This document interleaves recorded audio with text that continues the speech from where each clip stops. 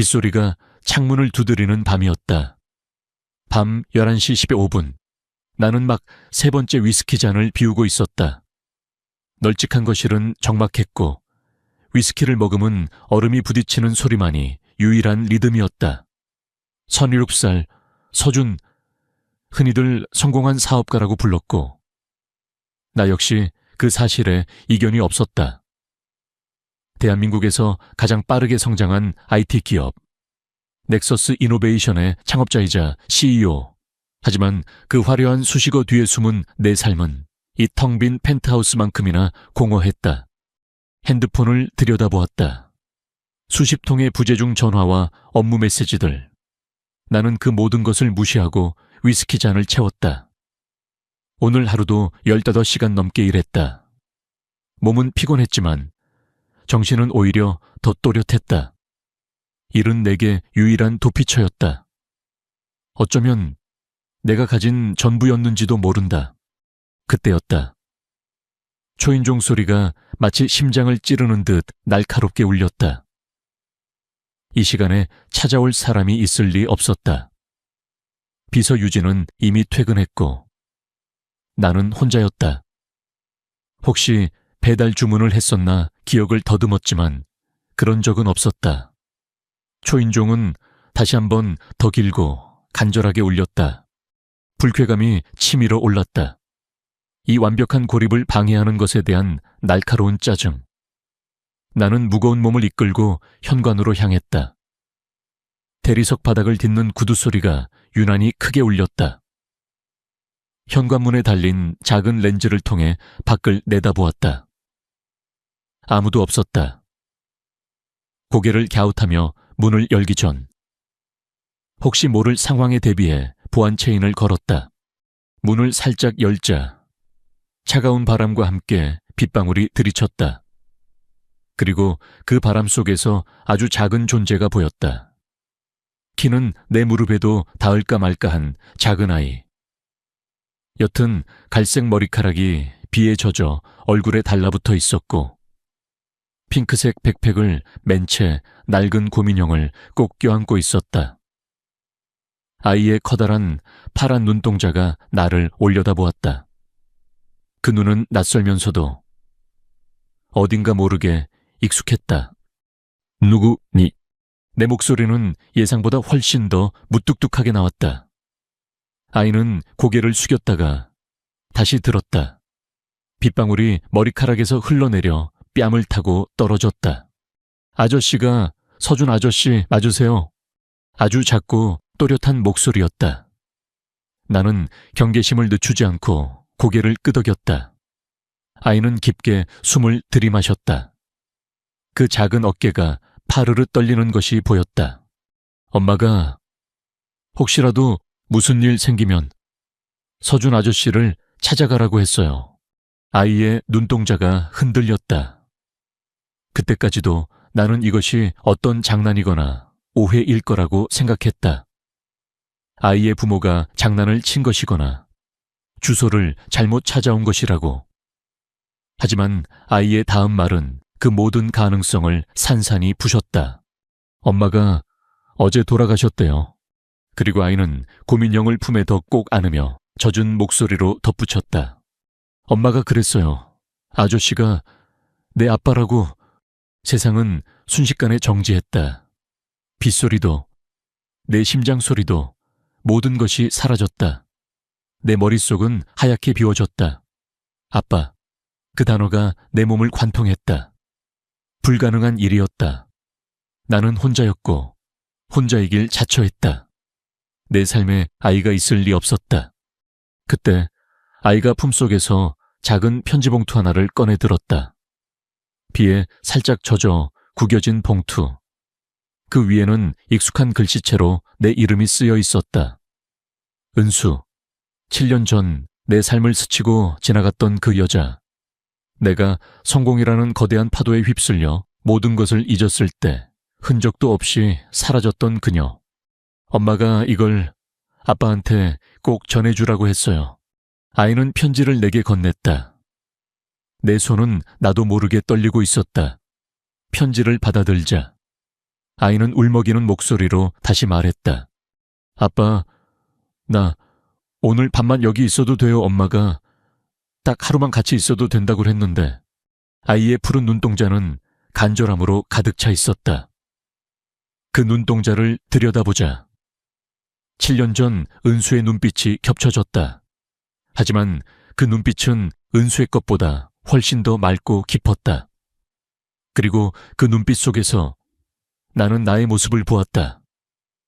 내게서 물려받은 파란 눈동자가 나를 향해 빛나고 있었다. 그때 엘리베이터가 띵 소리를 내며 열렸다. 서류철을 든 중년 여성이 허둥지둥 나타났다. 서준 씨 되시죠? 저는 아동보호국 직원 이선영입니다. 지우가 먼저 와 있었군요. 그녀는 다급하게 내게 다가오며 말했다. 이런 상황으로 찾아뵙게 되어 죄송합니다. 은수 씨가 돌아가시면서 남기신 유언과 서류에 따라 가장 먼저 서준 씨께 연락을 드려야 했습니다. 나는 여전히 문턱에 굳어진 채 서 있었다. 손에 들린 편지는 묵직했고 그 무게는 내게 닥쳐온 현실의 무게와 같았다. 지우는 고민형을 더 세게 끌어안은 채 나를 올려다보고 있었다. 아빠, 나 여기 있어도 돼요. 그 작고 간절한 목소리가 나의 완벽하게 정돈된 세상을 부수고 들어왔다. 나는 그날 밤 내 침실에서 한숨도 자지 못했다. 방 한구석에 있는 낡은 편지함에서 7년 전 은수가 남기고 간 편지들을 모두 꺼내 읽었다. 우리 만남의 시작, 그리고 끝, 그녀의 웃음소리, 따스한 손길, 그리고 마지막에 남긴 우린 너무 다른 세상에 살아요 라는 짧고 단호했던 이별 통보. 당시 나는 상처받고 분노했지만 이내 그 감정들을 일에 파묻어버렸다. 어쩌면 그녀의 말이 맞다고 생각했는지도 모른다. 나는 성공을 위해 앞만 보고 달리는 야심가였고 은수는 작은 갤러리를 운영하며 소박한 행복을 꿈꾸던 사람이었으니 그녀의 세계에 내가 발을 들일 수도 내 세계에 그녀가 들어올 수도 없다고 믿었다.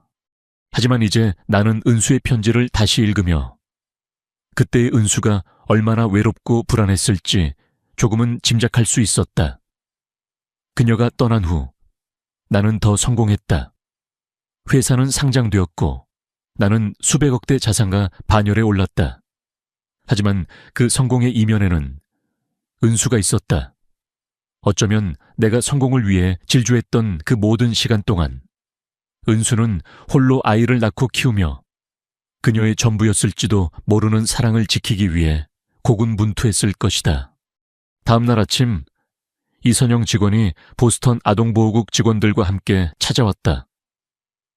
내 펜트하우스에 경비가 삼엄하다 보니 그녀가 연락을 미리 취해준 덕분이었다.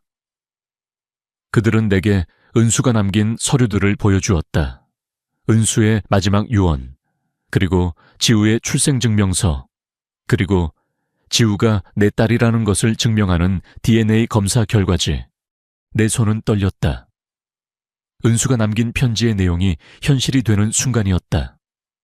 은수는 지우의 아빠를 나로 지목하며 자신이 죽게 되면 딸을 내게 맡겨달라고 부탁했다. 편지에는 지우를 위해 남겨둔 재산, 그리고 그녀가 지우를 키우며 겪었던 모든 일들이 적혀 있었다. 편지의 마지막 문장은 내 심장을 찢어놓았다. 서준아, 지우는 세상의 모든 선함과 용기를 담은 아이야. 내가 혹시라도 세상에 없게 되면 부디 이 아이를 너의 품에 안아줘. 네가 나를 아주 조금이라도 아꼈다면 우리가 함께 만들어낸 이 아름다운 생명도 아껴주렴. 나는 눈을 감았다. 은수가 나와 헤어진 후 혼자서 얼마나 고통스러웠을까. 아이를 혼자 키우며 얼마나 외로웠을까. 그리고 혼자서 병마와 싸우며 얼마나 힘들었을까. 내 가슴에는 미안함과 죄책감, 그리고 형용할 수 없는 슬픔이 밀려왔다. 지우는 거실 소파에 앉아 낡은 고민형을 껴안고 있었다. 어제 그토록 울먹이던 아이는 오늘은 굳은 표정으로 주변을 둘러보고 있었다. 마치 낯선 곳에 온 이방인처럼 이선영 직원이 내게 조심스럽게 말했다. 지우는 아직 엄마의 죽음을 제대로 받아들이지 못하고 있습니다. 하지만 서준 씨가 나타나면서 아이의 마음이 조금씩 열리고 있는 것 같아요. 이 아이에게 필요한 건 따뜻한 관심과 사랑입니다. 그리고 아빠의 존재입니다. 그녀는 내게 유전자 검사를 다시 할 것인지 물었다. 나는 고개를 저었다. 은수가 남긴 서류는 이미 충분했다. 굳이 과학적인 증명이 필요하지 않았다. 내 마음속에서는 이미 지우를 내 딸로 받아들이고 있었으니까. 내 안에 잠들어 있던 알지 못했던 어떤 감정이 깨어나기 시작했다. 나는 이선영 직원에게 말했다. 지우를 제가 키우겠습니다. 당분간 지우는 저와 함께 있을 겁니다. 법적인 절차는 제가 모두 알아서 하겠습니다. 그녀는 놀란 표정으로 나를 쳐다보았다. 아마 내 예상치 못한 반응에 당황한 것 같았다. 하지만 이내 그녀는 미소를 지으며 내게 말했다. 지우가 좋은 아빠를 만나게 되어 다행입니다. 서준 씨, 지우는 서준 씨의 세상에 들어온 소중한 손님입니다. 부디 이 아이에게 상처를 주지 말아주세요. 그녀가 돌아간 후 나는 거실로 돌아왔다. 지우는 여전히 소파에 앉아 고민형을 껴안고 있었다. 나는 조심스럽게 지우에게 다가가 그녀의 옆에 앉았다. 아이는 나를 쳐다보았다. 그 파란 눈동자는 여전히 낯설고 익숙했다. 나는 어떤 말을 해야 할지 몰랐다. 아이에게 무슨 말을 해야 할까? 나의 존재가 이 아이에게 어떤 의미일까? 지우야, 배고프지 않니? 아빠가 맛있는 거 해줄까? 내 목소리는 예상보다 훨씬 더 어색하고 굳어 있었다. 하지만 지우는 고개를 끄덕이며 말했다. 네, 아빠. 엄마가 아빠는 아주 바쁘고 아주 중요한 일을 한다고 했어요. 그래서 우리를 떠난 게 아니라고 했어요. 아빠는 우리를 사랑한다고 했어요. 그 말에 나는 아무 말도 할 수 없었다. 은수는 마지막 순간까지 나를 지우에게 좋은 사람으로 기억시키기 위해 노력했던 것이다. 그 사실에 나는 죄책감과 동시에 알 수 없는 감동에 휩싸였다. 나는 지우의 작은 손을 잡았다. 지우의 손은 따뜻했고 그 따뜻함은 얼어붙었던 내 심장을 조금씩 녹이는 듯했다. 내 펜트하우스는 성공한 사업가의 이미지에 맞게 완벽하게 정돈되어 있었다.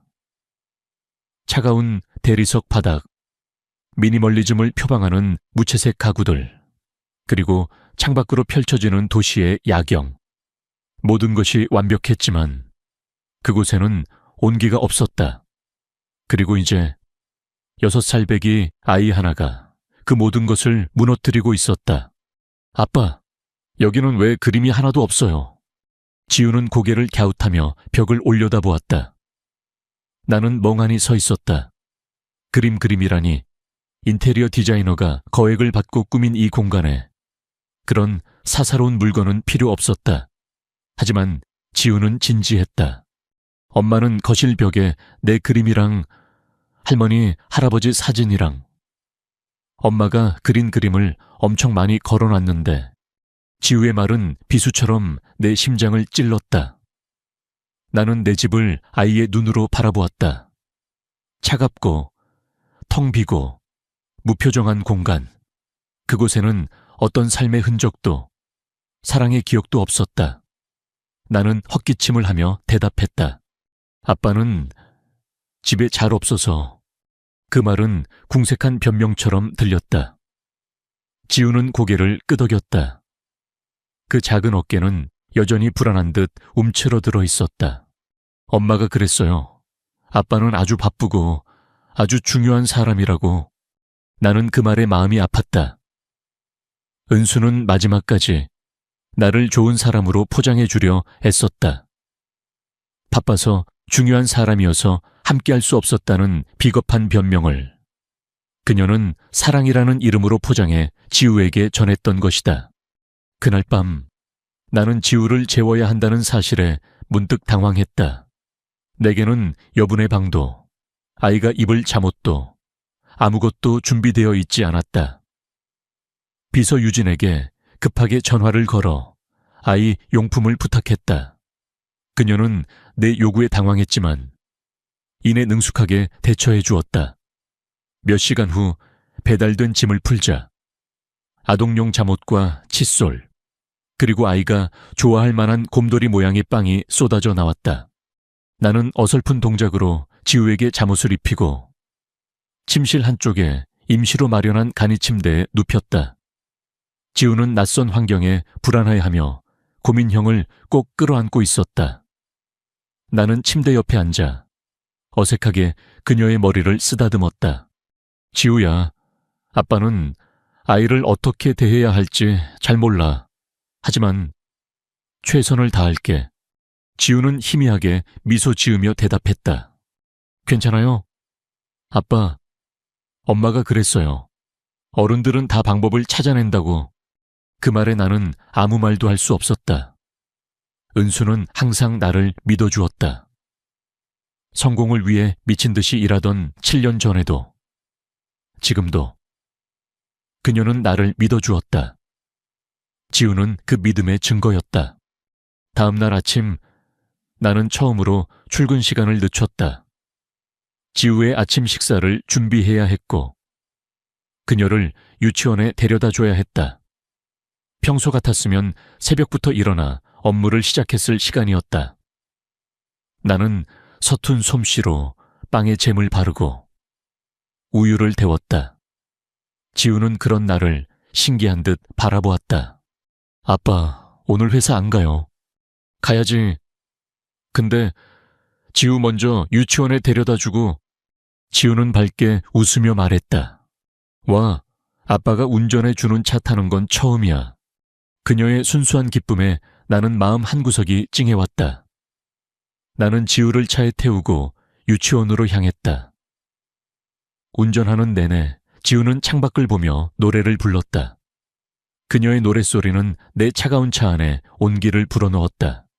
유치원에 도착하자 나는 다른 학부모들 사이에서 어색하게 서 있었다. 대부분 엄마들이었고 아빠들은 드물었다. 그들은 나를 낯선 눈으로 쳐다보았다. 나는 지우의 손을 잡고 그녀의 반으로 향했다. 선생님에게 인사를 건네고 지우의 손을 놓아주었다. 지우는 친구들에게 다가가기 전 나를 돌아보며 말했다. 아빠, 이따가 꼭 데리러 와야 돼요. 꼭 데리러 올게. 나는 지우의 머리를 쓰다듬어 주었다. 지우는 활짝 웃으며 친구들에게로 뛰어갔다.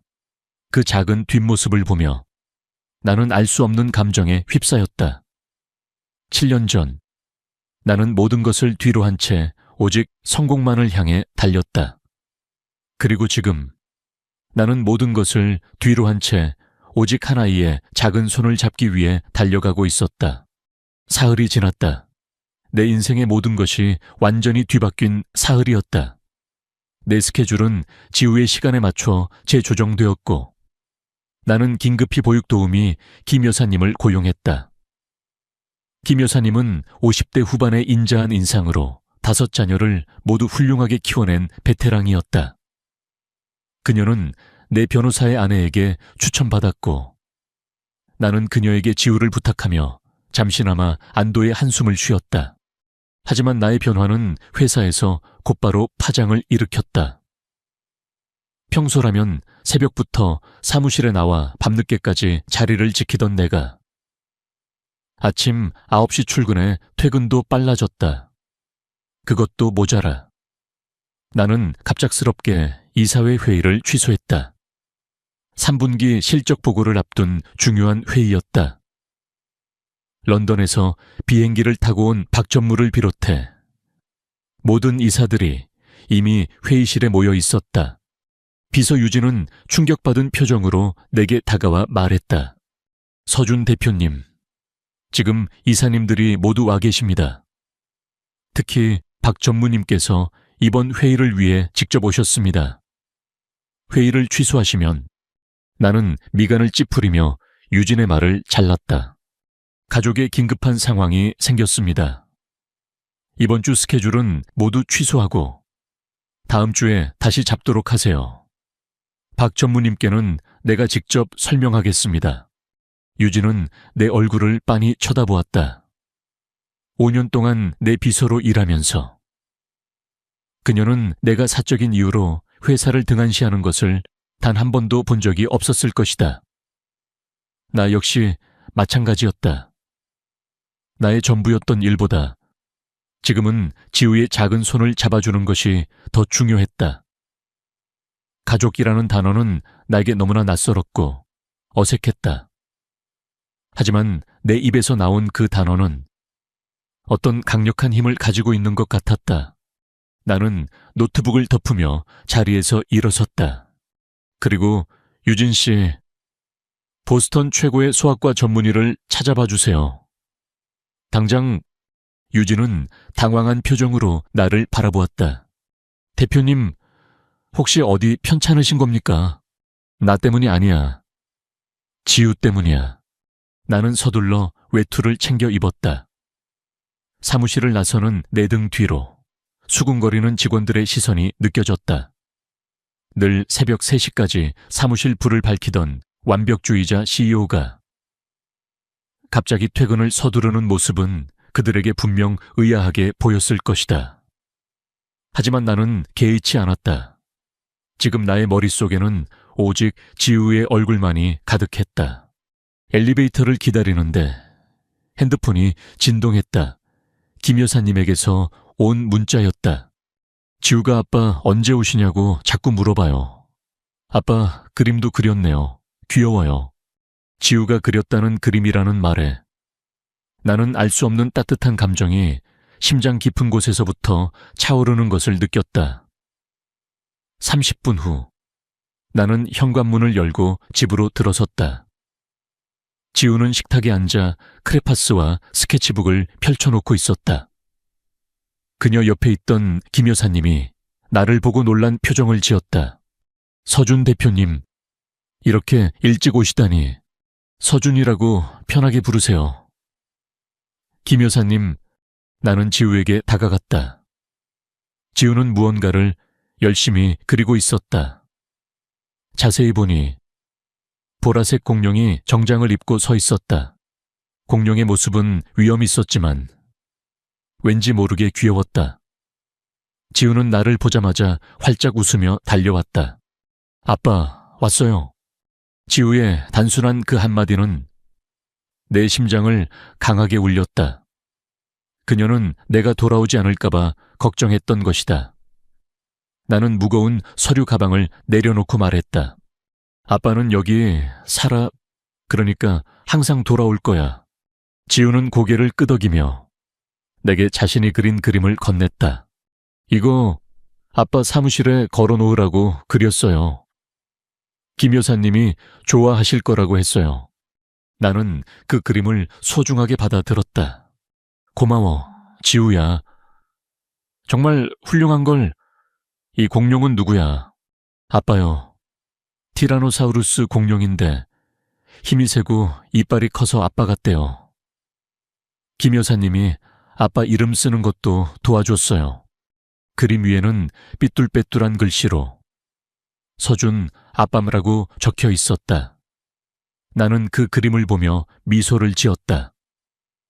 내 서재의 딱딱한 벽에 이 보라색 공룡 그림이 걸릴 것을 상상하자 내 마음속에 알 수 없는 평화가 찾아왔다.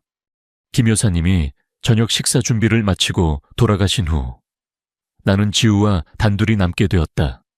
피자를 주문했고 거대한 식탁량 끝에 마주 앉아 어색하게 피자를 먹었다. 그때 지우가 작은 백팩에서 무언가를 꺼내 들었다. 아빠, 엄마 보고 싶지 않아요. 지우는 작은 사진첩을 내밀었다. 나는 심장이 쿵 하고 내려앉는 것을 느꼈다. 사진첩 안에는 은수의 모습이 담겨 있었다. 내가 알던 은수보다 머리가 길었고 한 아이를 안고 웃고 있었다. 페이지를 넘길 때마다 은수와 지우가 함께 찍은 사진들이 가득했다. 생일 파티, 첫걸음마, 바닷가 여행, 내가 알지 못했던 한 여자의 삶과 한 아이의 성장이 담겨 있었다. 이건 내 5살 생일이에요. 엄마가 나한테 공주님 케이크를 만들어줬어요. 지우의 작은 손가락이 사진 속 행복한 모녀를 가리켰다. 나는 사진 속 은수의 얼굴을 들여다보았다. 그녀는 어떤 사진에서는 피곤해 보였지만 진정으로 행복해 보였다. 내가 한 번도 느껴보지 못한 행복이었다. 엄마는 작년에 많이 아팠어요. 지우는 다른 사진들을 가리켰다. 그 사진 속 은수는 머리카락이 짧았고 얼굴이 창백했다. 약을 먹으면 머리카락이 빠진다고 했어요. 하지만 다시 자라났어요.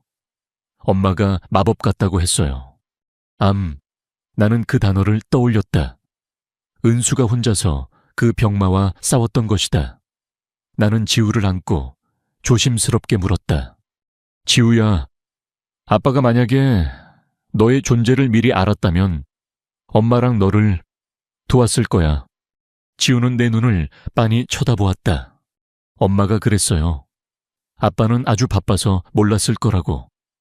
하지만 언젠가 내가 아빠가 필요할 때가 오면 아빠가 꼭 옆에 있어 줄 거라고 했어요. 지우의 순수한 눈동자는 내 가슴을 꿰뚫었다. 나는 내가 쌓아 올린 성공과 부가 얼마나 부질없는 것인지 깨달았다. 나는 지우에게, 그리고 은수에게 오직 성공만을 위해 살아온 내 삶의 모든 것들을 보상해야 했다. 그날 밤 나는 지우와 함께 은수의 사진첩을 들여다보았다. 한 장 한 장 넘길 때마다 지우는 사진 속에 엄마에 대해 이야기해 주었다. 이건 엄마랑 나랑 같이 바닷가에 갔을 때 찍은 사진이에요. 엄마는 모래성이랑 불가사리 찾는 거 제일 좋아했는데 지우의 작은 손가락이 사진 속 웃고 있는 은수를 가리켰다. 나는 사진 속 은수의 미소를 보며 7년 전의 그녀를 떠올렸다. 내게 늘 밝게 웃어주던 모습, 예술가들의 작품에 대해 열정적으로 설명해 주던 모습, 그녀의 눈은 항상 반짝였다. 그녀는 내게 유일한 휴식처였고 내 차가운 삶에 스며들었던 유일한 온기였다. 하지만 나는 그녀의 온기를 제대로 느껴보지도 못하고 성공이라는 거대한 야망 속으로 다시 뛰어들었다. 그리고 은수는 소리 없이 사라졌다. 엄마는 날 세상에서 제일 사랑한다고 했어요. 아빠도 날 사랑해요. 지우의 순수한 질문에 나는 가슴이 먹먹해졌다. 사랑. 그 단어는 내게 너무나 낯설었다. 나는 사랑을 줄 줄도 받을 줄도 모르는 사람이었다. 내게 사랑은 사치였고 감정은 약점이었다. 하지만 지우의 눈을 들여다보자 나는 나도 모르게 고개를 끄덕였다. 응, 아빠는 지우를 사랑해. 그 말을 내뱉는 순간 나는 내 마음속에서 뭔가가 깨지는 것을 느꼈다.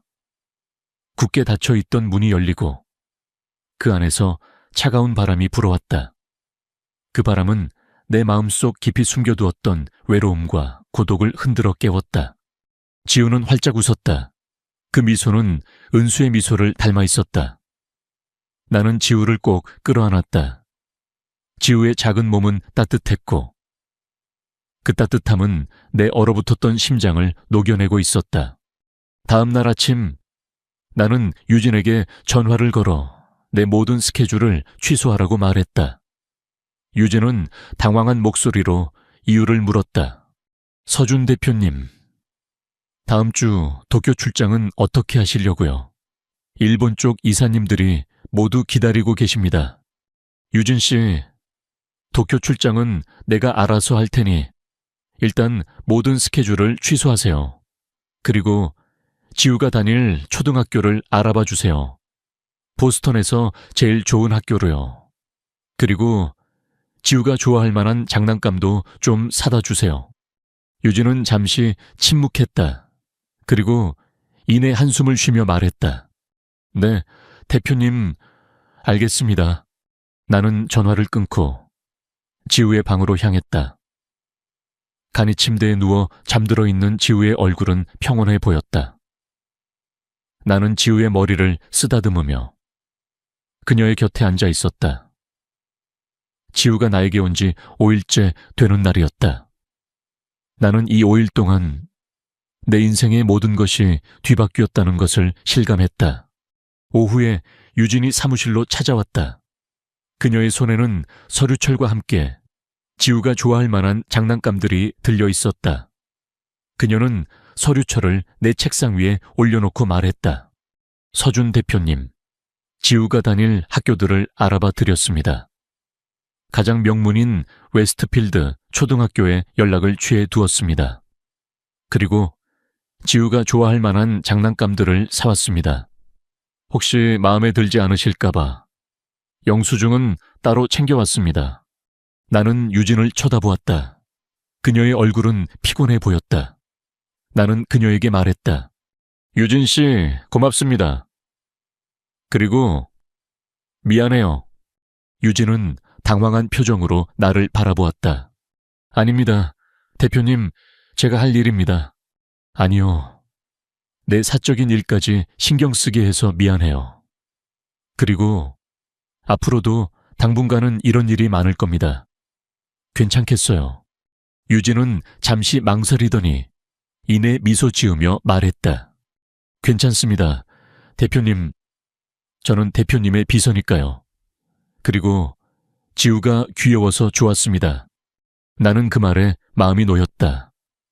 유진은 나를 진심으로 걱정해주고 있었다. 그녀의 따뜻한 마음에 나는 고마움을 느꼈다. 그날 저녁 나는 지우와 함께 장난감을 가지고 놀았다. 지우는 작은 인형으로 나를 아빠라고 부르며 소꿉놀이를 했다. 나는 그녀의 작은 목소리에 맞춰 지우야 라고 대답해 주었다. 지우는 환하게 웃었다. 그 웃음소리는 내 펜트하우스를 가득 채웠고 내 마음속의 공허함을 조금씩 메워나갔다. 밤이 깊어지고 지우는 내 옆에 앉아 그림을 그렸다. 보라색 공룡이 등장하는 그림이었다. 하지만 이번에는 공룡 옆에 작은 여자아이와 엄마가 함께 그려져 있었다. 나는 지우에게 물었다. 지우야, 이 여자아이는 누구니? 나예요. 그리고 이 사람은 우리 엄마. 지우는 엄마를 가리키며 말했다. 그 그림 속의 은수는 활짝 웃고 있었다. 마치 지우와 내가 함께하는 모습을 지켜보며 웃고 있는 것처럼 나는 그 그림을 보며 알 수 없는 눈물이 흘러내리는 것을 느꼈다. 은수야, 미안해. 그리고 고마워. 나는 지우를 꼭 끌어안고 말했다. 지우야, 아빠는 엄마랑 너를 지켜줄게. 아빠가 너의 아빠가 되어줄게. 지우는 내 품에 안겨 조용히 잠이 들었다. 나는 지우의 작은 머리를 쓰다듬으며 창밖의 도시 야경을 바라보았다. 7년 전 나는 저 도시를 향해 달려갔다. 하지만 이제 나는 이 작은 아이의 손을 잡고 새로운 길을 걸어가야 했다. 지우가 나의 삶에 들어온 지 2주가 지났다. DNA 검사는 은수가 남긴 서류의 내용을 정확히 증명했다. 지우는 틀림없는 나의 친딸이었다. 법원은 은수의 유언과 내가 친아버지라는 사실을 근거로 내게 임시 양육권을 부여했다. 나의 삶은 완벽하게 지우를 중심으로 재편되었다. 차갑고 비어있던 펜트하우스는 점차 생기를 띠기 시작했다. 지우의 방에는 화려한 색깔의 침구와 인형들이 자리 잡았고 거실 벽에는 지우의 크레용 그림들이 하나둘씩 붙어갔다. 나는 전문가들을 고용해 집안 곳곳에 날카로운 모서리를 덮고 아이의 손이 닿을 수 있는 곳의 물건들을 정리했다. 이 모든 변화는 마치 폭풍처럼 몰아쳤지만 나는 그 폭풍을 기꺼이 맞이했다. 그러나 회사에서는 상황이 달랐다. 나는 아침 일찍 출근하던 습관을 버리고 지우를 유치원에 데려다주는 새로운 일상을 시작했다. 그리고 중요한 회의 도중에도 지우의 전화가 걸려오면 나는 망설임 없이 전화를 받았다. 나의 이런 행동들은 회사의 중역들과 주요 투자자들의 불만을 샀다. 서준 대표님, 지금 이사님들이 긴급 회의를 요청하고 있습니다. 스피커폰 너머로 유진의 목소리가 들려왔다. 나는 지우의 새 학용품을 정리하며 대답했다. 내일 오전 9시로 잡으세요. 늦지 않게 나는 전화를 끊고 시계를 보았다. 2시 47분. 지우를 유치원에서 데려올 시간이었다. 김 여사님이 갑자기 몸이 안 좋으셔서 내가 직접 데리러 가야 했다. 평소 같았으면 유치원에 데리러 가는 일은 상상도 하지 못했을 것이다. 하지만 이제는 내가 지우의 곁을 지키는 것이 가장 중요한 일이었다. 그때 핸드폰이 다시 울렸다. 이번에는 투자자 박전무였다. 그의 목소리는 불만으로 가득 차 있었다. 서준, 지금 무슨 소리들이 들려오는지 아나 젠슨 인수거는 어떻게 된 건가? 지난 분기에 우리가 그렇게 심도 있게 논의했던 건 아닌가? 나는 차분하게 대답했다. 박 전무님, 젠슨 인수거는 보류할 겁니다. 그들의 부채 구조가 우리가 처음 파악한 것보다 훨씬 복잡했습니다. 그걸 파악하라고 회계사들을 고용한 것 아닌가? 자네답지 않게 왜 일이 우유부단한가? 지금 자네의 가정사에 대한 루머들이 투자자들 사이에서 돌고 있네. 모두들 불안해하고 있어. 나는 순간적으로 화가 치밀었다. 내 가족에 대한 이야기가 회사까지 퍼져 있다는 사실에 나는 분노를 참을 수 없었다. 박 전무님, 제 가정사는 제 딸에 관한 일이고 논의할 사안이 아닙니다. 2주 전까지만 해도 존재하지 않던 딸이라니.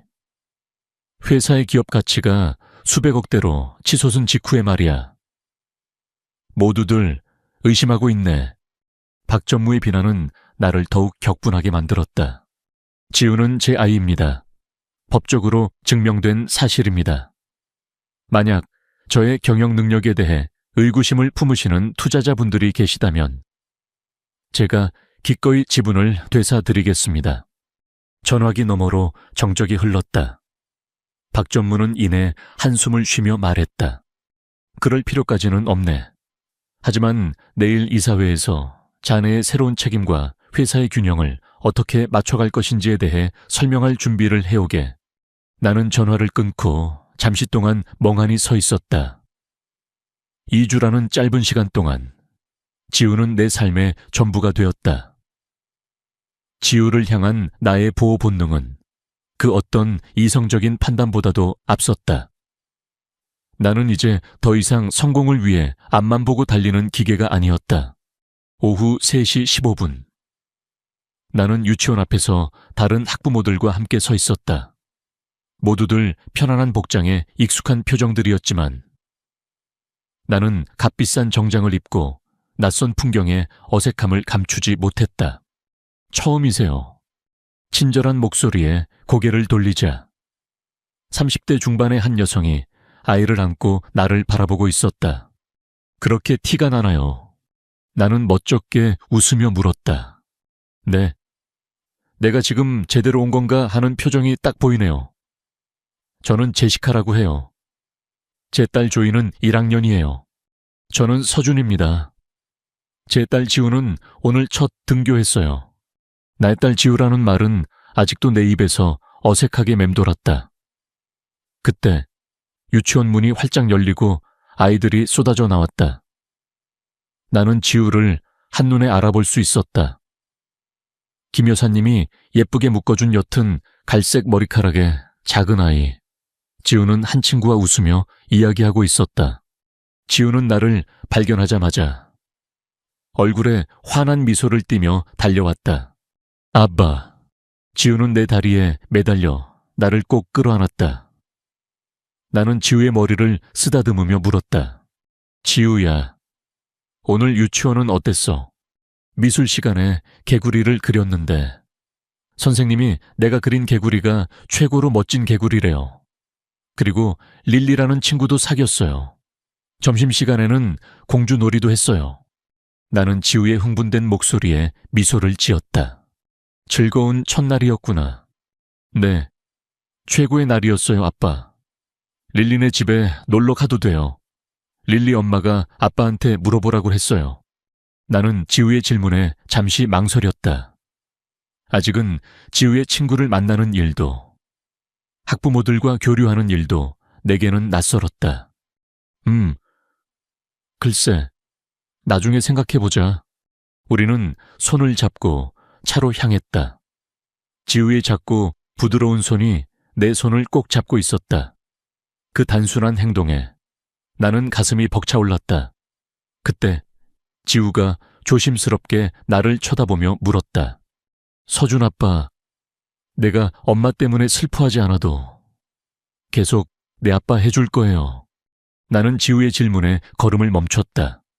아이의 눈높이에 맞춰 무릎을 꿇었다. 지우의 얼굴에는 알 수 없는 불안함이 서려 있었다. 지우야, 잘 들어. 아빠는 지우가 슬퍼하든 슬퍼하지 않든 영원히 지우의 아빠야. 아빠는 절대 지우를 떠나지 않아. 알겠지? 지우는 내 얼굴을 빤히 쳐다보더니 이내 고개를 끄덕였다. 그녀의 표정은 조금씩 안정을 찾아갔다. 엄마가 아빠가 날 잘 돌봐줘서 행복할 거라고 했어요. 차에 타서도 지우는 조잘조잘 이야기를 이어갔다. 내 핸드폰에는 회사에서 온 수십 통의 메시지가 쌓여 있었다. 하지만 나는 그 메시지들을 모두 무시했다. 지우의 이야기에 귀 기울이는 것이 지금 내게는 세상의 모든 것보다 더 중요했다. 뭐라고요? 나의 변호사이자 오랜 친구인 이 변호사는 놀라움에 눈을 크게 떴다. 나는 책상 위에 놓인 보라색 공룡 그림을 똑바로 쓰며 차분하게 말했다. 합병을 거절했습니다. 합병을 거절하다니요. 그것은 회사의 가치를 28%나 끌어올릴 수 있는 기회였습니다. 지금 이 사회가 난리가 났습니다. 박 전무님은 대표님을 해임하겠다고까지 말하고 있어요. 이 변호사의 목소리는 다급해졌다. 6주 전이었다면 이런 위협은 나를 잠 못 들게 하고 밤낮 없이 대책을 세우게 했을 것이다. 하지만 나는 놀랍도록 평온했다. 나는 의자에 몸을 기댄 채 어깨를 으쓱했다. 합병이 진행되면 최소한 8개월 동안은 시카고로 이전해야 합니다. 지우가 이제 막 학교에 적응하고 친구도 사귀기 시작했습니다. 아이의 일상을 망가뜨리고 싶지 않습니다. 이 변호사는 미간을 찌푸리며 말했다. 서준, 친구로서 하는 말입니다. 당신은 이 회사를 맨손으로 일궈냈습니다. 6주밖에 알지 못한 아이 때문에 모든 것을 걸겠다고요. 7주입니다. 나는 무심코 그녀의 말을 정정했다. 그리고 내 목소리에서 느껴지는 확신에 나 자신도 놀랐다. 지우가 나의 삶에 들어온 짧은 시간 동안 나의 우선순위는 완전히 뒤바뀌었다. 그 깨달음은 서서히 찾아왔고 지난 주말에 마침내 명확해졌다. 나는 중요한 전략 회의를 포기하고 지우와 함께 과학 박물관에 갔다. 그곳에서 나는 단순한 실험의 폐렴이나 눈을 반짝이며 웃는 지우의 모습을 보았다. 그리고 그 작은 아이의 손을 잡았을 때 나는 진정으로 중요한 것이 무엇인지 깨달았다. 다음번 합병도 주가도 보스턴 항만이 내려다 보이는 이 근사한 사무실도 아니었다. 회사를 포기하겠다는 게 아닙니다. 저는 제 역할을 재조정할 겁니다. 나는 이 변호사의 당혹스러운 표정을 보며 덧붙였다. 내일 이사회는 합병에 관한 회의가 아닙니다. 제가 제안할 집행위원장으로의 역할 변경에 대한 회의가 될 겁니다. 회사의 일상적인 운영은 유진에게 넘길 겁니다. 이 변호사는 눈을 크게 떴다. 비서에게 CEO 자리를 맡긴다고요. 이제 그녀는 제 최고 운영 책임자가 될 겁니다. 제가 지난주에 승진시켰습니다. 어차피 지난 몇 년간 그녀가 저의 뒤에서 회사의 운영을 책임져 왔습니다. 회사는 잘 돌아갈 겁니다. 이 변호사는 나를 뚫어지라 바라보더니 이내 그녀의 표정이 부드러워졌다. 당신 정말 많이 변했군요. 서준, 그때 내 핸드폰에서 문자가 왔다. 김 여사님에게서 온 메시지였다. 지우과 대표님께 저녁 같이 먹을 건지 물어봐요. 치킨 공룡 너겟을 만들었대요. 나는 미소 지으며 빠르게 답장했다. 네, 새벽 3시에 정시 퇴근합니다. 저는 가봐야겠습니다. 나는 이 변호사에게 말했다. 지우를 데리러 가야 해서요. 아, 이 변호사는 고개를 끄덕였다. 그녀는 내가 문을 나서는 것을 보며 말했다. 솔직히 처음 지우에 대한 이야기를 들었을 때 저는 그저 일시적인 혼란일 거라고 생각했어요. 당신이 보육권이나 전담 가정교사를 붙이는 흔한 부자 아빠의 해결책을 택할 거라고 생각했죠. 그녀는 살짝 미소 지었다. 하지만 당신이 이렇게 적극적인 아빠가 될 줄은 정말 몰랐습니다. 나 역시 몰랐다. 하지만 지난밤 지우가 악몽을 꾸고 내 침대로 기어들어와 내 옆에 웅크리고 잠들었을 때 나는 깨달았다. 세상 그 어떤 곳보다 이 작은 아이의 곁에 있는 것이 내가 있어야 할 유일한 곳이라고. 내 펜트하우스는 계속해서 변화하고 있었다. 지우의 영향력은 아이 방을 넘어 집안 곳곳으로 퍼져나갔다. 거실 벽에는 지우가 액자에 넣어달라고 고집했던 은수의 사진들이 걸렸다. 그래야 엄마 얼굴을 잊지 않을 수 있어요. 라고 지우는 진지하게 말했다. 모더니즘 가구들 옆에는 장난감 수납함이 생겼고 부엌벽에는 지우의 키를 재는 성장 기록이 연필로 그려졌다. 순백색의 소패는 딸기 스무디 자국이 희미하게 남아 있었지만 이제 그 모든 흔적들이 낯설고 차가웠던 이 아파트를 진정한 집으로 만들고 있었다. 유진에게 CEO 자리를 넘기고 집행위원장으로 물러난 후 나는 처음으로 평온한 일상을 살고 있었다. 회사는 유진의 뛰어난 능력 덕분에 전혀 문제없이 잘 돌아갔다. 나의 하루는 더 이상 미팅과 보고서로 가득 차 있지 않았다. 대신 지우의 등하교와 저녁 식사, 그리고 목욕 시간이 가장 중요한 스케줄이 되었다. 아빠, 우리 럭키 참스 시리얼 사면 안 돼요. 지우는 마트 카트에 앉아 형형색색의 시리얼 상자를 가리키며 조심스럽게 물었다. 마트는 지우와 함께하는 또 다른 새로운 일상이었다. 나는 은수가 유기농 식품에 얼마나 집착했는지 떠올리며 미심쩍은 표정으로 물었다. 내 엄마가 럭키참스 같은 걸 먹게 해줬을까? 은수의 이름이 나오자 지우의 얼굴은 살짝 어두워졌다. 특별한 날에만요. 하지만 엄마가 그랬어요. 우리 이제 새로운 삶을 시작했으니까 새로운 것들도 해봐야 한다고요. 새로운 삶. 그 말은 내 마음속에 깊은 울림을 남겼다. 우리는 정말 새로운 삶을 시작하고 있었다.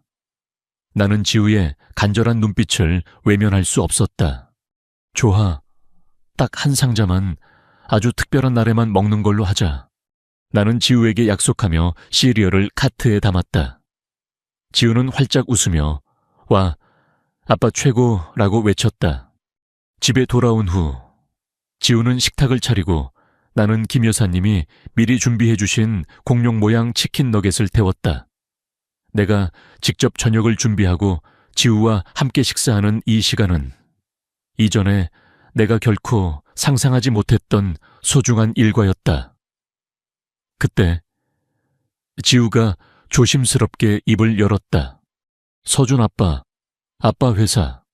나 때문에 아빠한테 화났어요. 나는 마시던 물을 뿜을 뻔했다. 무슨 소리니? 왜 그렇게 생각하는데? 지우는 접시 위에 브로콜리를 잘게 자르며 말했다. 김 여사님이 전화로 이야기하는 걸 들었어요. 가족 문제 때문에 큰 직책을 내려놓으셨다고요. 그게 나 때문이죠. 내가 아빠의 가족 문제죠. 지우의 순수한 질문은 내 가슴을 아프게 했다. 아이는 여전히 자신이 내게 짐이 될까봐 두려워하고 있었다. 나는 지우의 작은 손을 잡고 말했다. 지우야, 아빠를 봐. 너는 아빠의 짐이 아니야. 너는 아빠에게 온 선물이야. 아빠는 네가 오기 전까지는 알지 못했던 아주 소중한 선물. 아빠는 중요한 걸 포기한 게 아니야. 더 좋은 걸 얻은 거야. 하지만 아빠는 열심히 일해서 사장님이 된 거라고 엄마가 그랬는데. 엄마는 아빠가 세상에서 가장 똑똑하고 열심히 일하는 사람이라고 했어요. 지우의 말에 나는 은수를 떠올렸다. 그리고 우리가 서로에게, 그리고 세상에게 했던 선택들을 생각했다. 사장님이 되는 게 가장 중요한 건 아니야. 그걸 깨닫는데 아빠는 너무 오랜 시간이 걸렸어. 너무 늦게 깨달았지. 저녁 식사 후 나는 지우를 목욕시키고 2권의 동화책을 읽어주었다. 지우의 눈꺼풀이 서서히 무거워지는 것을 보며 나는 침대 옆에 앉아 있었다. 지우는 잠이 들기 전 몽롱한 목소리로 중얼거렸다. 아빠가 내 아빠라서 정말 기뻐요. 지우가 깊은 잠에 빠지자 나는 그녀의 곁에 앉아 있었다. 7주라는 짧은 시간 동안 이 작은 아이가 내 삶을 얼마나 완벽하게 바꾸어 놓았는지 나는 믿을 수 없었다. 내일이면 이사회에 나가 박전무의 반발에 맞서야 할 것이다. 내가 힘들게 쌓아 올린 제국이 흔들릴지도 모른다. 하지만 놀랍게도 이제 나는 그런 사실들에 개의치 않았다. 지우가 내 곁에 있었으니까. 아빠, 빨리 와 늦겠어요. 지우는 이미 백팩을 메고 현관문 앞에서 나를 재촉했다. 오늘은 지우가 다니는 초등학교에서 아빠와 딸의 무도회가 열리는 날이었다. 나는 처음에는 참석을 망설였다.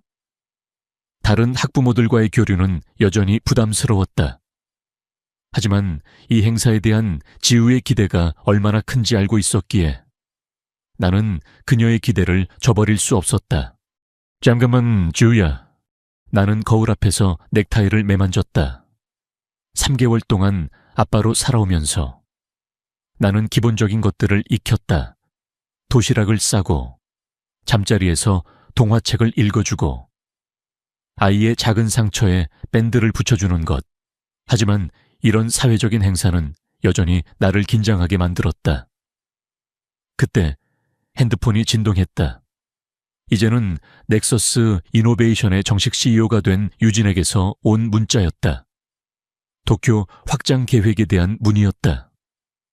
나는 그것이 잠시 기다려도 되는 일임을 알았다. 어때 보여? 아빠, 나는 진지하게 지우에게 물었다. 지우는 고개를 갸웃하며 나를 위아래로 훑어보았다. 아빠는 꽃이 필요해요. 다른 아빠들은 다 꽃을 달고 왔어요. 꽃이라니. 지우는 부토니에르라는 단어를 부톤이라고 발음하며 자신 있게 말했다. 나는 그녀의 말을 정정해 주었다. 아빠들 옷에 다는 꽃은 부토니에르라고 하는 거야. 부톤이. 지우는 어깨를 으쓱하며 백팩에서 살짝 찌그러진 핑크색 카네이션 한 송이를 꺼냈다.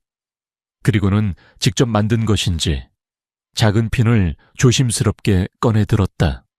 김 여사님이 나한테 어떻게 다는지 알려줬어요. 지우는 내 양복깃에 꽃을 달기 위해 낑낑거렸다. 그녀의 작은 얼굴은 진지함으로 가득했고 혀를 살짝 내밀고 있는 모습은 은수의 모습과 똑 닮아 있었다. 그 모습에 나는 가슴이 저릿해지는 것을 느꼈다. 됐다. 지우는 자랑스럽게 외쳤다. 꽃은 살짝 삐뚤어졌지만 내게는 세상에서 가장 아름다운 꽃이었다. 차 안에서 지우는 학교 친구들과 그들의 아빠에 대해 신나게 이야기했다. 릴리 아빠는 소방관이래요. 조이 아빠는 식당에서 요리하는 사람이고요. 아빠는 무슨 일을 한다고 말해야 해요. 지우의 질문은 나를 당황하게 만들었다. 아빠는 회사를 운영한다고 말하면 돼. 김 여사님은 아빠가 아주 중요한 사람이고 세상을 바꾸는 혁신을 만든다고 했는데 그게 무슨 뜻이에요? 나는 지우의 눈높이에 맞춰 설명해 주었다. 그건 사람들의 일을 더 편하게 해주는 새로운 것을 만드는 거야. 선생님들처럼, 의사나 과학자들처럼 말이야. 지우는 고개를 갸웃거리며 생각에 잠겼다. 좋은 일이네요. 하지만 소방관 아저씨보다는 아니죠. 소방관 아저씨는 분란돼서 사람들을 구해주잖아요. 나는 웃으며 말했다. 그렇지. 소방관 아저씨보다는 아니지.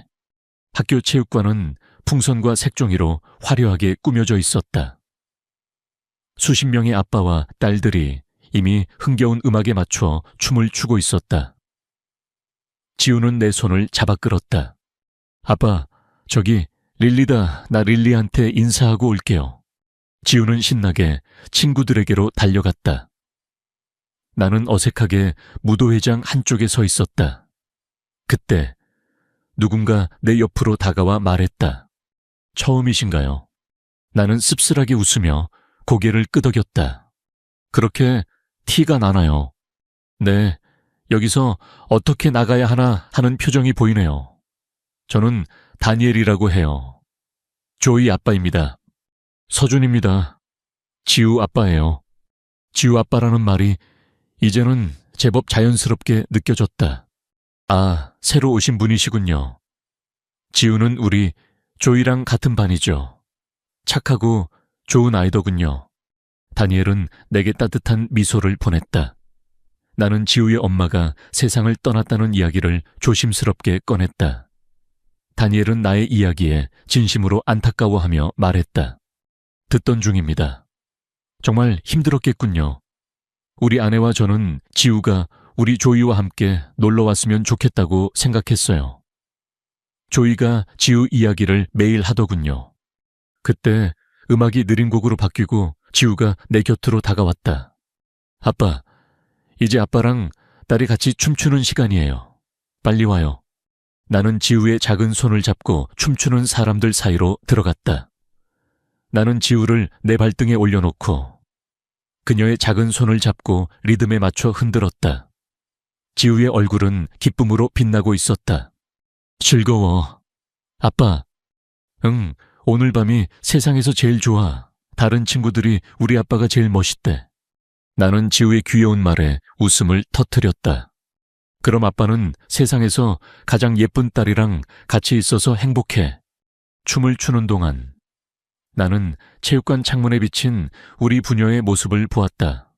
비싼 정장을 입고 있지만 삐뚤어진 꽃을 단 키 큰 남자.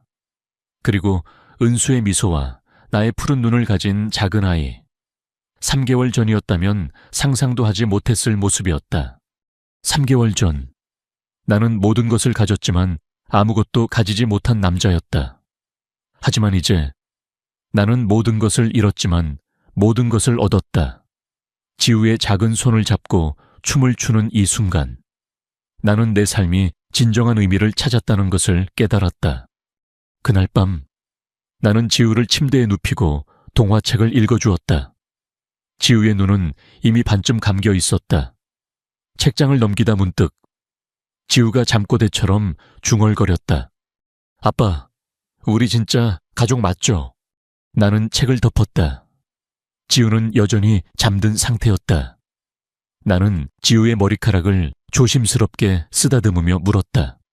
응, 우리 진짜 가족이야. 왜 그렇게 생각해? 지우는 눈을 뜨지 않은 채 조그맣게 대답했다. 가족은 영원히 함께 사는 거니까. 내가 이제 엄마 때문에 슬퍼하지 않아도 아빠가 날 보내지 않을 거죠. 아빠가 약속했잖아요. 그 말에 나는 가슴이 미어져 왔다. 지우는 여전히 내가 자신을 떠나보낼지도 모른다는 불안감을 가지고 있었다. 나는 지우의 곁에 앉아 그녀의 작은 손을 잡았다. 지우야, 잘 들어. 아빠와 지우는 영원히 가족이야. 그 무엇도 우리를 갈라놓을 수 없어. 나는 지우의 아빠고 지우는 나의 딸이야. 그게 아빠가 평생 해온 일 중에 가장 중요한 일이야. 지우는 그제야 안심한 듯 고개를 끄덕였다. 그녀의 표정은 평온해 보였다. 다행이다. 아빠가 내 아빠라서 정말 좋아요. 엄마도 아빠가 이제 내 옆에 있어줘서 행복할 거예요. 엄마가 항상 그랬어요. 아빠는 중요한 무언가를 사랑할 사람이 필요했을 거라고. 지우는 그 말을 끝으로 깊은 잠에 빠졌다. 나는 지우의 곁에 앉아 잠든 그녀의 얼굴을 한참 동안 바라보았다. 3개월 전 나는 혼자였다. 성공이라는 이름 아래 완벽하게 고립된 섬이었다. 하지만 이제 내 곁에는 세상에서 가장 소중한 존재가 있었다. 이사회는 결국 내 역할을 집행위원장으로 바꾸는 제안을 수락했다. 박전무를 비롯한 몇몇 이사들은 반대표를 던졌지만 나는 개의치 않았다. 회사의 주가는 잠시 흔들렸지만 유진의 리더십 덕분에 곧 안정을 되찾았다. 나의 수입은 줄어들었고 나는 더 이상 예전처럼 밤낮 없이 일하지 않았다. 하지만 내 마음은 그 어느 때보다 충만했다. 나는 지우의 잠든 얼굴을 쓰다듬으며 은수에게 조용히 말했다. 은수야, 이제야 알 것 같아. 너는 내가 세상에서 가장 소중한 것을 사랑할 수 있는 사람이 되기를 바랐구나. 네가 나를 믿어줘서 고마워. 그리고 우리 딸 지우를 선물해줘서 고마워. 아침 햇살이 창문을 통해 들어오자 나는 지우를 꼭 끌어안았다. 지우의 숨결은 따뜻했고 그 따뜻함은 내 삶을 가득 채우고 있었다. 나는 이제 더 이상 외롭지 않았다.